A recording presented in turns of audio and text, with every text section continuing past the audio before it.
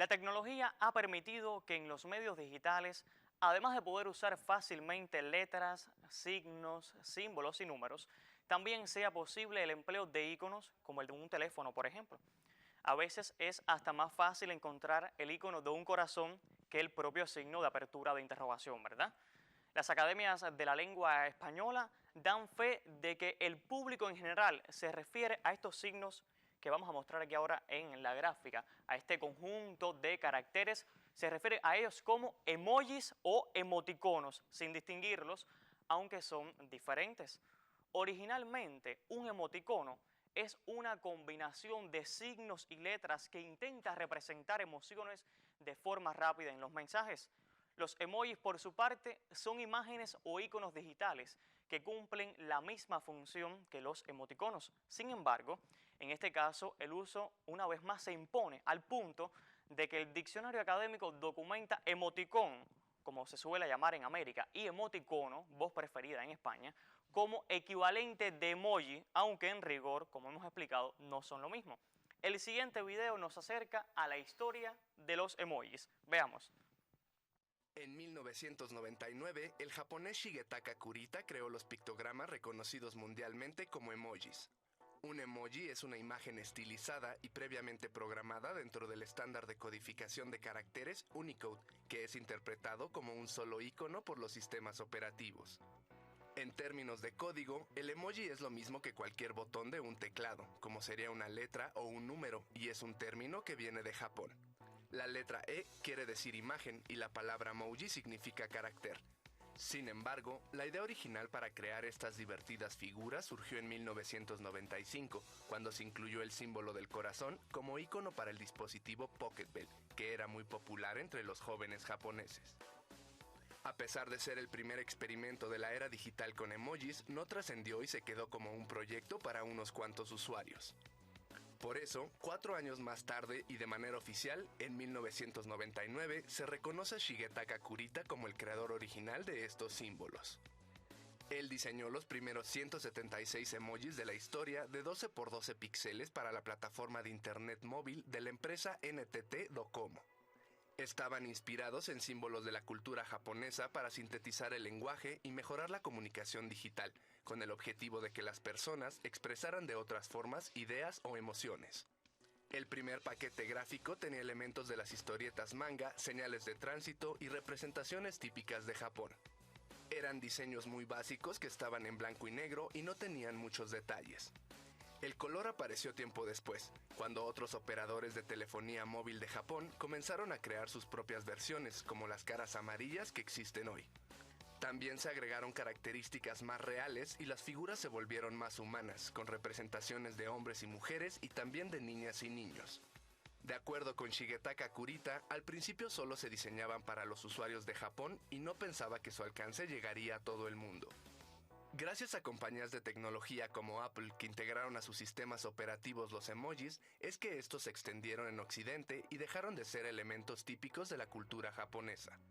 Por ejemplo, en el icono del calendario aparece la fecha 17 de julio, que coincide con el día en que Steve Jobs presentó la aplicación iCal para computadoras Mac. Desde 2014, en esta fecha también se celebra el Día Mundial del Emoji.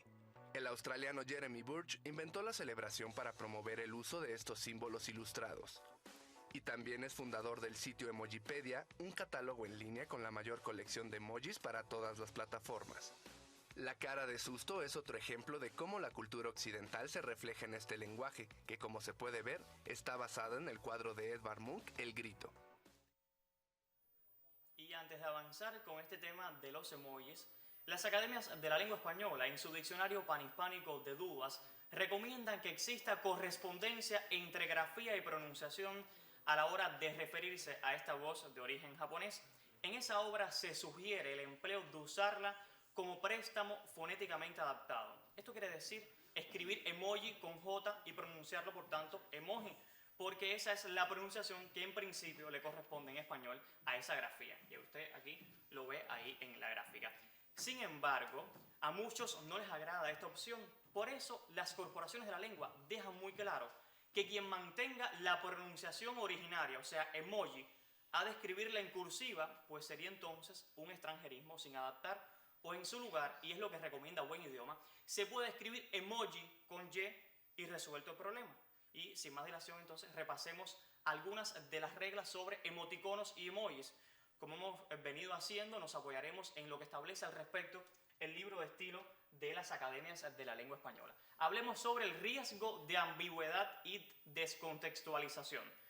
Como muchas imágenes, los iconos sin información añadida pueden ser ambiguos, no entenderse o interpretarse de formas muy diferentes dependiendo de quién los observe.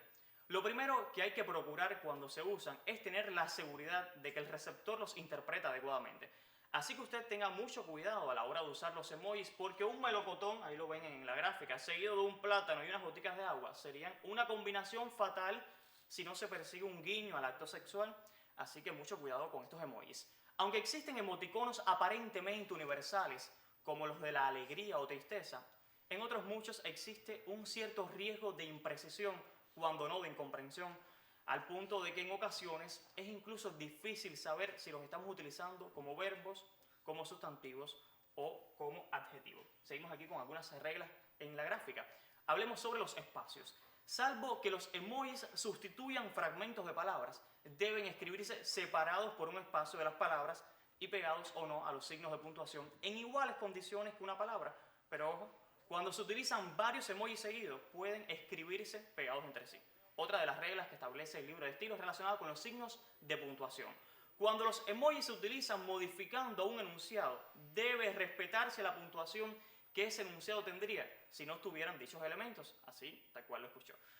Por último, veremos el punto de cierre. El uso de un emoji al final de un enunciado no justifica la omisión del punto de cierre, salvo que se use un emoji para representar el punto, como sucede también con los signos de interrogación o exclamación, pero es que tampoco hay que llegar a los extremos. Cuando un emoji se utiliza solo como mensaje, no es necesario cerrarlo con punto, salvo que representen una palabra. Y vamos a hablar también sobre las comas.